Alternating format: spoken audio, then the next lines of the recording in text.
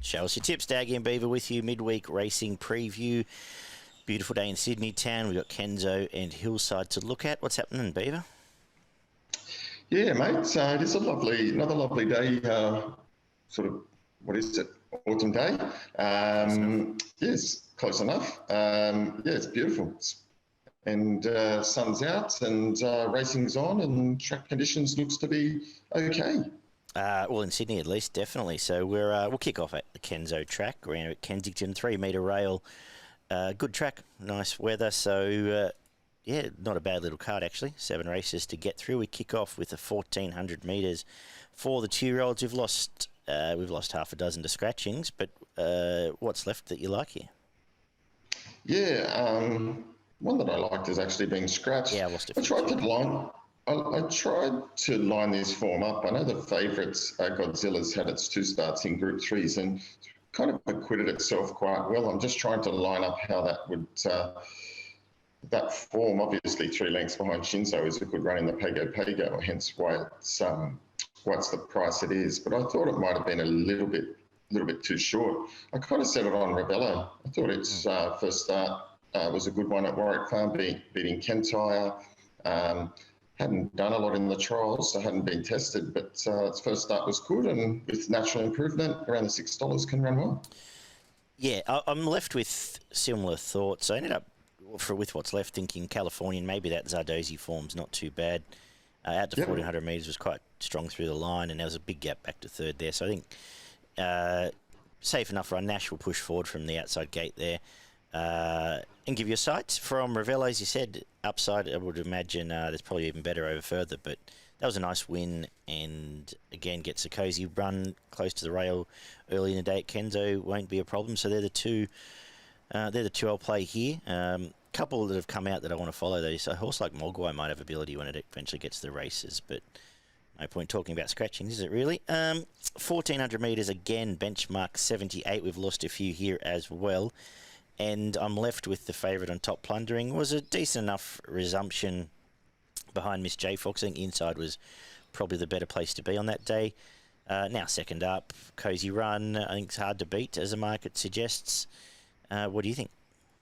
Yeah, I thought the same. I thought the first up run was pretty decent against Miss J Fox. And if you go back to last preparation, won very nicely at the Gold Coast in a good win.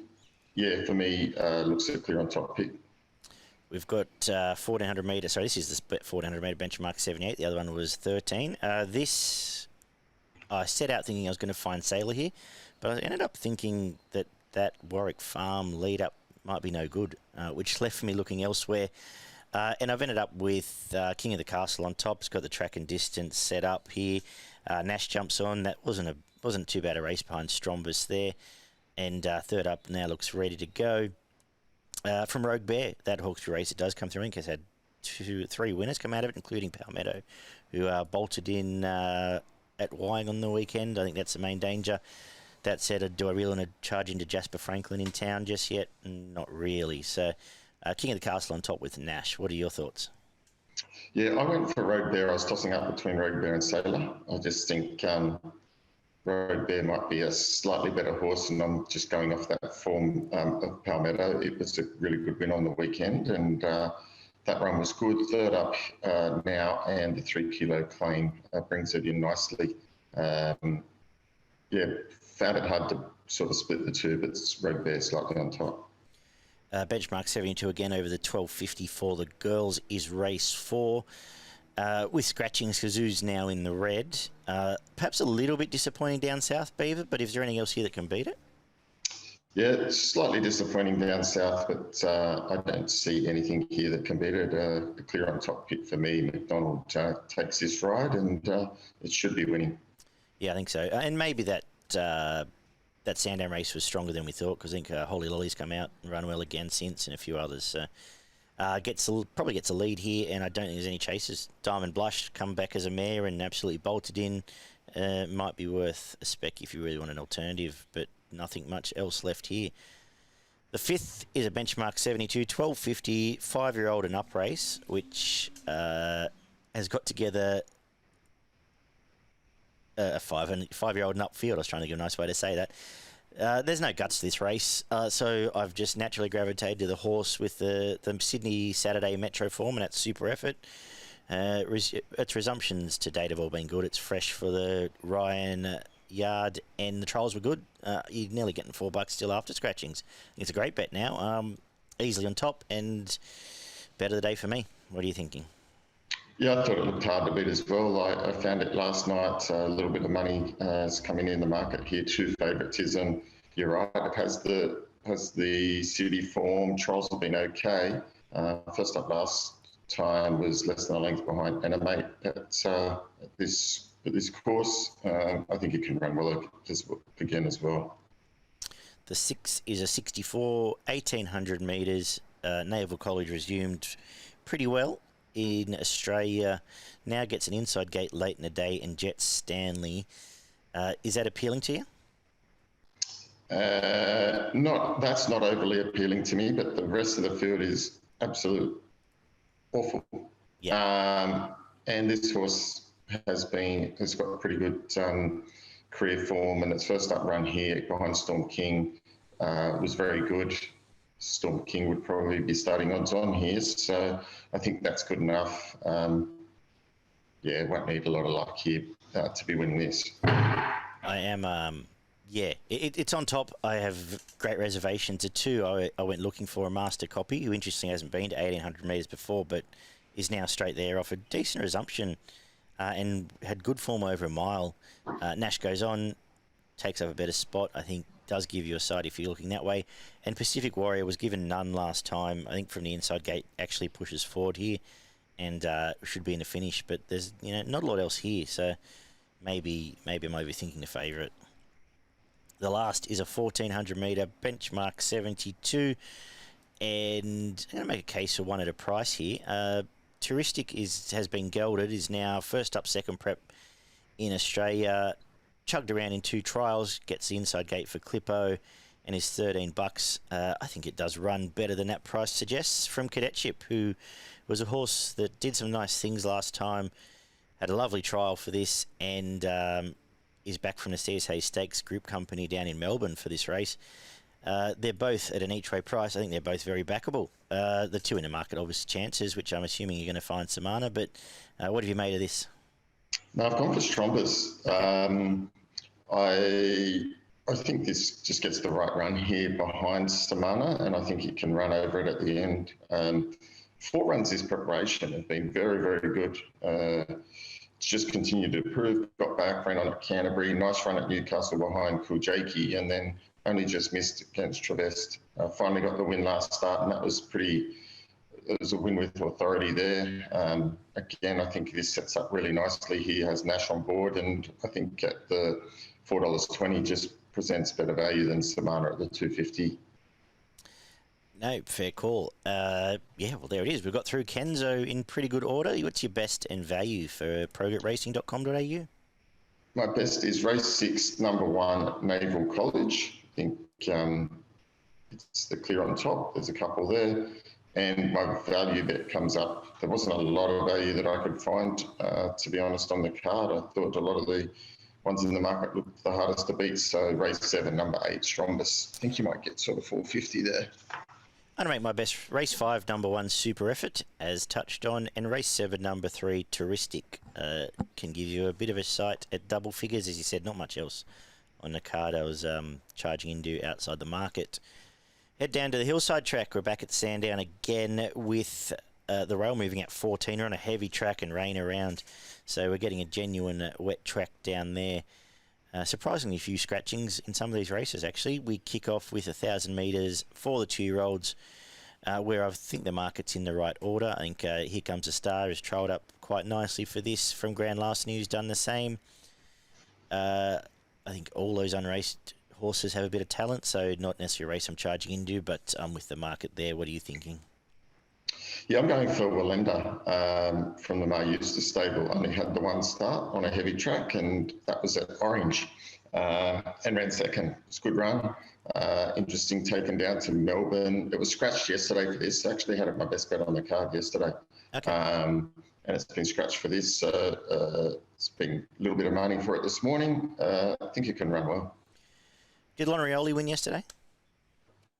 Not sure. Okay, I haven't had a look. I was half keen on his chances in Sydney. Anyway, the second is benchmark 70, 1,800 metres, where we've lost Star Spangled Baby, who was on top for me. So I'm left with Royal Hard Hat. Does need a win, but the form through both those honest races here has been fair enough. Rightful favourite, one to beat. Not a lot else I have to discuss again on this one. These two 1,800 metre races won't be betting cut races for me. What about you? Most likely the same, but I've got number 7, Bacino on top, resuming here. Resuming over 1,800, had some good form last preparation, won first up previously, and I think it can run well, has handled this thing out of the ground. Excellent. Again, not a lot for me here in this 1,800 metre benchmark 64 for the girls. Maybe something on the Tasmanian horse coming up, Monte Bianco. Both runs past a mile have been good. For D. Ganderton at an each way price, but I don't particularly have much better opinion. These all take turns once we go around in mare's grade at this level. At this distance range, you got any better clarity, or are we moving on? Not really. If I had to have a bet, I'd probably just give Lady Court one more chance in this winnable race. This one's not too bad, though. The 1,000 metre benchmark 64 perhaps has a bit more interest here. Who do you like? Yeah, I'm going for the favourite, albeit it's an open race, around the $4 mark in Ribble. Really liked the first two runs in this preparation. Only just missed beating Squad, which comes up in the next, and then taken to Morphettville and ran very nice under the 59.5. Again, hit the line really hard over the 1,100. I think even back to the 1,000, that suits at Sandown. It can sit sort of midfield here from the 9 gates, and 2 kilo claim helps. Really like its chances. I set out to find on top, obviously coming back from a listed race. No, it wasn't. It was a benchmark 64, but not a bad one in Adelaide on a Saturday. I've just got a feeling it might need a senior jockey, is my concern, because it probably should have won in Adelaide, and it was all over the shop there. But I'm guessing the claim is there so they can go straight to the front and try and run this field into the ground. That said, I'm going to look for the other one that's going to probably do the same, and that's Clock Strikes, who's a leader back in grade under Froggy. He'll be positive here. I think its first 2 runs his prep were really good. They went to a decent race behind Valiancy. Back in grade, inside gate, might just keep Ribble outside lead, and that might be enough to roll it over. 2 main chances, but there's a couple of lightly race ones that wouldn't surprise, like Southern Chile and the like. The 5th, again, 1,000 metres. Benchmark 70. We've lost Randwick, who I was keen on. I'm left with Squad on top. It looks pretty obvious here. 2 good runs, back to Sandown, gets control under Ollie. Comes through the same form line as Randwick. That was a much better race in this, actually, and I think wins this. What do you think? Yeah, I think that's exactly the case. I thought 250 wasn't bad. It had to work pretty hard last start and still stuck on well. This is a weaker field and should be winning. Up next, we've got benchmark 64 out to the staying trip, 2,400 metres. What do you like here? Tricky race. I thought the favourite was a little bit skinny, to be honest. I mean, it does have some good form last two runs, and is most likely the hardest to beat. But I was just going to play a little bit wider. I've gone for number 8, Privileged Son, the Kiwi horse. Thought it could continue to improve. Come over from New Zealand. Its first up run at Ballarat was pretty good. Finished off quite nicely there over the 2,000. I think the extra 400 here helps. Sting out of the ground won't hurt it, and I think it can run well. I'm sticking with Jay Cahan. One of the rare occasions I haven't overthought this. Gets through the conditions. Is Paddy Payne stayer, who's going well. pick its spot in the run, and I think as long as we can run on by this stage with the rail out that far, which I'm hoping we can, I think it definitely is the horse to beat. Terrified of Privileged Son, you've mentioned as well, because I can't imagine it's here for a holiday. It'll may well be better than this grade, so around $13. You're right, it does look scary. 1,300 metre benchmark 70 is up next. Interesting race here, and I'm going to play a couple. Firstly, one of the more interesting horses on the card, Strangeless from the Price and Kent team. It bolted in on a wet track at Wagga for Kurt Goldman. I think they've realised it's got ability, sent it straight to Mick Price. Two very good trials, and they're happy to come to town on this track. I think it runs very well here. Might have some upside from Charming Die, who has been good both starts. This is a nice dropping grade. I think probably takes up the lead here, and it doesn't have to chase some borderline black type mares in this race. I think I'm comfortable to play both of them around a $6 mark. From your nodding, I suggest you're thinking the same way. I am actually. I thought Strangers could run extremely well in this as well. Like that it had the one start at Wagga, bolted in, and then they put it out. And resuming here, I'm assuming they think it's got a bit of potential. Worth a play at 650. And we're going to wrap up with the 1,400 metre benchmark 78. We've lost more than half the field, but what we've got left is a short price Gundy Bridge. Are you thinking that way? This is a good race, actually. Yeah, it is a good race. There's some really good horses in this. Yep. Gundy Bridge, British Columbia is going really well. Braden Star resumes here and has shown a lot of ability. You wouldn't want to let it get under your guard, and Kooled is ever consistent. So good race, but I can't go past Gundy Bridge. I just think it's going to go on to some decent races, and it's trialled extremely well here. You've got to have it on top.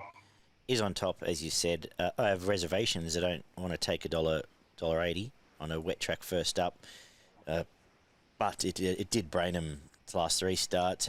Does have a heavy track wind to its name, but is an Iron Invincible, and a heavy better grade might be a concern. But as you said, probably going to much better stuff than this. Braden Star's a good horse. It runs well, and Kooled is the little wet tracker. Was stuck to the inside there and ran well. Now gets outside gate if we're running on at the double figures. Is one of the better value plays on the card, but good way to finish up. Interesting race that'll bring some Saturday. I think will bring some Saturday winners out of it, especially in winter, in Melbourne winter racing the next few weeks. That's our look through Sandown. I'm going to make my best there. I've lost Randwick, so my best is we'll just tick it over to the next best in that race. Race 5, number 9 Squad runs well, and my value, as I said in the last, a double figure play. Race 8, number 1 Kooled. Can give you a sight. We're still getting an each way price there. What do you think, Beaver? Yeah, look, I'm going to go race 4, number 3, Ribble as my best bet. I think it presents some more value as well on the card. That there is a couple of good bets. My value, I haven't necessarily gone for the longest price one, but I'm going to stick with Wallenda. Race 1, number 5. I think you'll get $5 plus, and I think it can run well. Excellent. What's happening in Queensland? What's happening in Queensland? Up at Ippy today. Got a few tips up there for the punters to have a look at. Race 2, number 1, resuming Dark Harmony, will be really hard to beat. Back that up onto the resuming race 3, number 1, Landsborough Lad. I think both of those will run extremely well. And then getting a little bit deeper into the card, I think race 7, number 10, Deep Rouge, it can also run well. So that was sort of my 3 bets of the day. Thank you, sir. Not a bad betting day, actually. More now we've talked about it. Might have a little. I think that's right. I think if you pick the eyes out of them and steer clear of those tricky races, you can have a good day. Hopefully the punters do just that. We'll be back on Thursday night or Friday morning. We'll talk about that off air. To look at the Doomben 10,000 coming up, as well as the Andrew Ramsden White Marlin apparently stepping out again. Can it bounce back at Flemington? We'll discuss that for the Saturday show. Take care, guys, and we'll talk soon. Bye-bye.